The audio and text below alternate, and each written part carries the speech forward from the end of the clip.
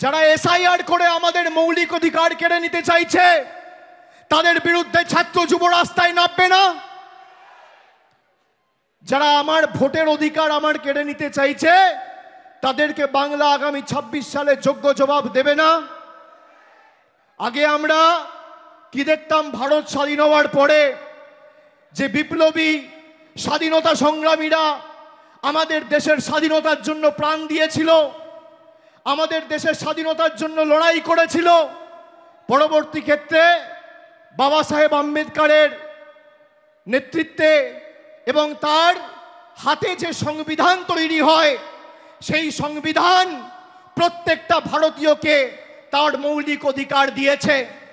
আজকে ভারতীয় জনতা পার্টির সরকার সেই মৌলিক অধিকার কেড়ে নিতে চাইছে।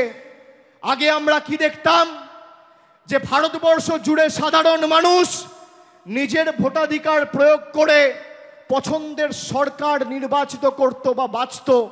আর আজকে কি দেখছি, বর্তমান কেন্দ্রের সরকার নিজেদের সরকারের স্থায়িত্ব বাড়াতে আর নিজেদের সরকারের স্বার্থ রক্ষা করতে ভারতবর্ষ জুড়ে ভোটার বেছে নিচ্ছে।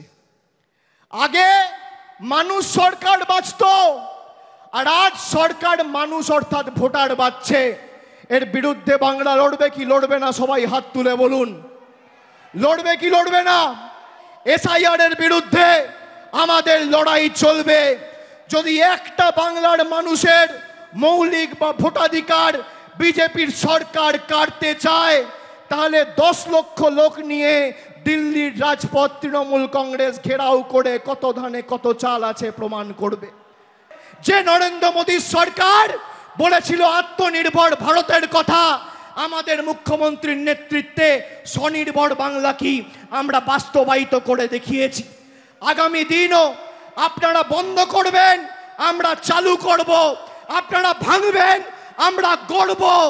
আপনারা শিক্ষা দেবেন, আমরা গর্জে উঠব। বাংলা আপনাদের কাছে আত্মসমর্পণ করবে না, বাংলা আপনাদের কাছে মাথা নত করবে না, বাংলা আপনাদের কাছে বশ্যতা স্বীকার করবে না।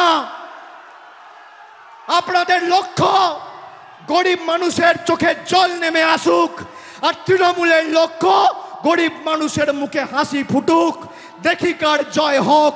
আজকে যুদ্ধের জয়ধ্বনি, আজকে যুদ্ধের দামামা বাজলো, আর আগামী 28শে আগস্ট এই গান্ধী মূর্তির পাদদেশে আমাদের চতুর্থবার সরকারটা মমতা ব্যানার্জির নেতৃত্বে হওয়ার পর জয়ধ্বনিটাও এখানে দেব। কোথা দিয়ে গেলাম?